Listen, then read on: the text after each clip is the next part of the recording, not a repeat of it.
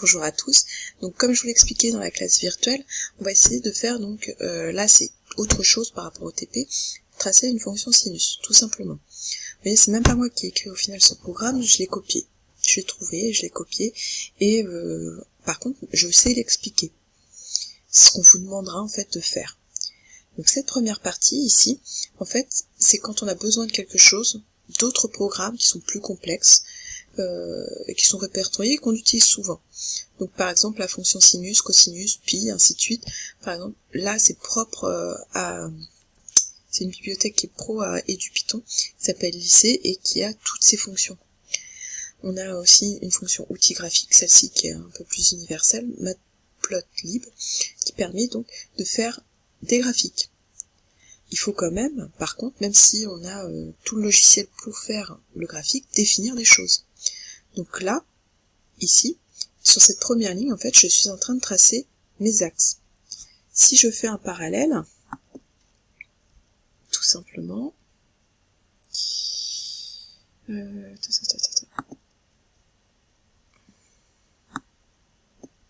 ça va être plus clair pour certains. Si on image petit à petit ce qu'on est en train de faire. Donc là, j'ai pris Paint, tout simplement. Et donc j'aurais pu prendre une feuille de papier pour faire ce que vous faites finalement des millions de fois, j'ai envie de dire, quand on vous demande de tracer un graphique. Je dis que je veux tracer un axe X, Y et Y. Voilà.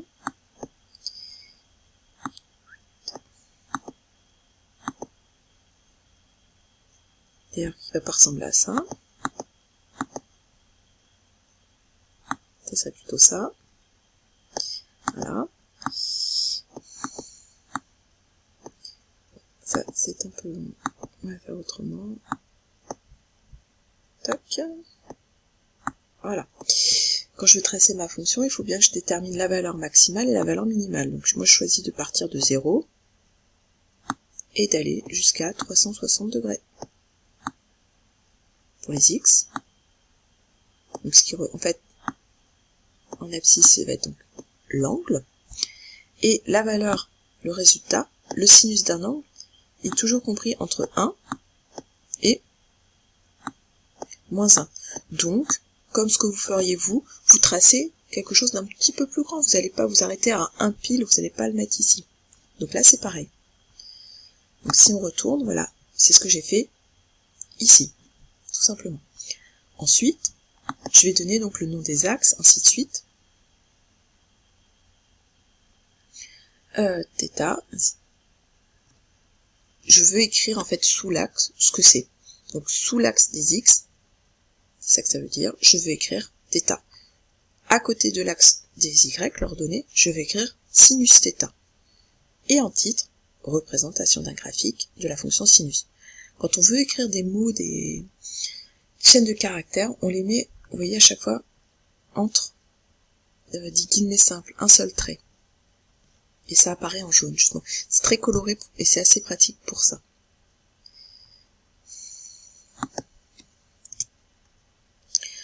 Ensuite, qu'est-ce que ça veut dire ici?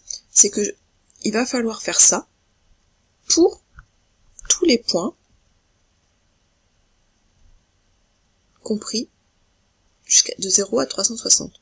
Donc il va falloir réitérer ça jusqu'à, on va faire ça donc pour 0, 1, 2, 3, 4, 5, 6, 7, 8, 9, 10, ainsi de suite.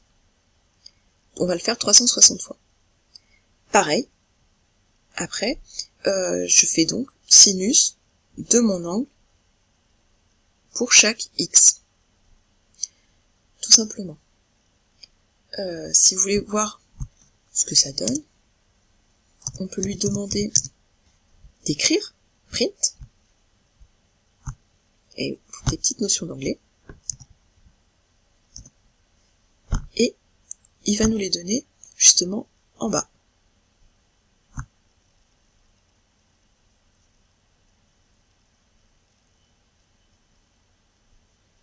Donc voilà mon graphique, ça c'est ce que ça donne à la fin.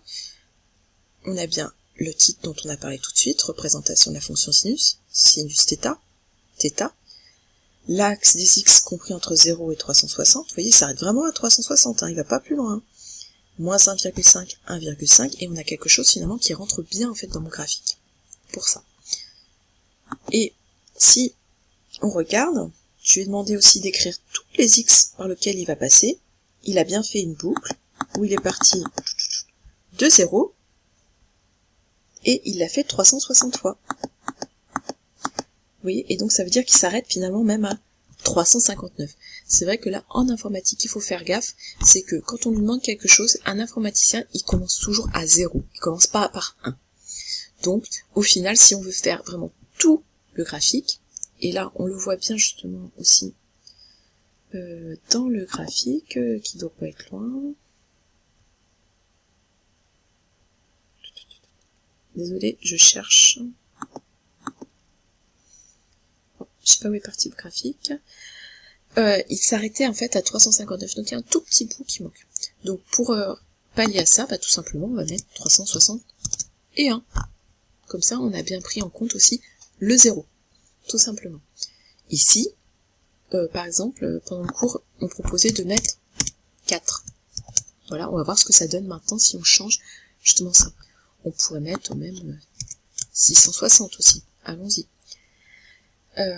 Ça. Dernière chose aussi que je voulais expliquer, pourquoi là c'est un peu plus complexe, c'est qu'en fait, le sinus ici, il est pas en degrés, le sinus d'un angle, il est pas en degrés, il est en radian, j'ai oublié de le dire.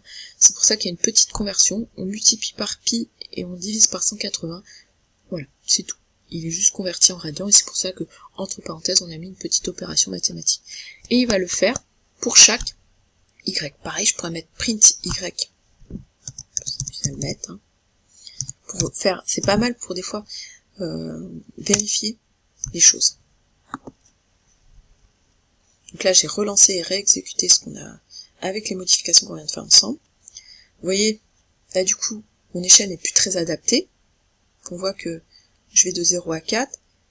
Il s'arrête maintenant à 360, comme je lui ai demandé, mais comme je lui ai demandé, il a tracé un axe, finalement. Des abscisses plus grands. Si je voulais continuer ma courbe, en fait, eh ben, il fallait que je définisse X sur une plus grande plage. Tout simplement. Ok? Donc, si je résume, et vous voyez, il a calculé aussi ici, tous les Y, tous les chiffres, tous les nombres, là, qu'on voit ici, c'est tous les Y qu'il a calculé, 360 et 1 Y qu'il a calculé. Là, c'est les X dont on parlait tout à l'heure. Dernière chose, je lui demande ici dans cette ligne de tracer le graphique et ici maintenant de l'afficher, c'est quand même plus simple. Donc voilà, j'espère que cette petite vidéo vous a un peu plus éclairé sur comment fonctionne un programme et bon TP maintenant.